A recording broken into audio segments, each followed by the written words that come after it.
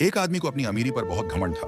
उसके पास बड़ी बड़ी गाड़ियां, आलीशान घर और वसीय खेत थे, मगर उसके दिल में गरीबों के लिए कोई जगह न थी। वह अक्सर मोहताज लोगों का मजाक उड़ाता और उन्हें हकीर समझता था। एक दिन वह अपने घर में आराम से बैठा खाना खा रहा था कि दरवाजे पर एक फकीर की आवाज आई, अल्लाह के नाम पर कुछ दे दो। यह सुनकर अमीर आदमी को सख्त गुस्सा आया। वह फौरन बाहर निकला और फकीर पर चिल्लाने लगा, अरे ओ भिखारी, तुझे नजर नहीं आता कि मैं खाना खा रहा हूं? दफा हो जा यहां से, मुझे परेशान मत कर। फकीर ने खामोशी से उसकी बात सुनी, आंखों में नमी लिए आहिस्ता से बोला, साहब, आज आपके पास सब कुछ है, मगर याद रखें, वक्त हमेशा एक जैसा नहीं रहता। यह कहकर फकीर वहां से चला गया।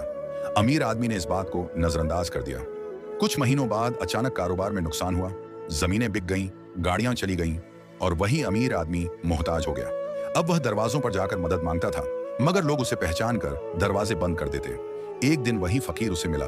उसने मुस्कुराकर कहा, देखा साहब, वक्त कैसे बदलता है। अगर आपने दूसरों के साथ नरमी और रहम का सुलूक किया होता तो आज आप अकेले ना होते। यह सुनकर अमीर आदमी की आंखों से आंसू बहने लगे। उसे अपनी गलती का एहसास हो चुका था।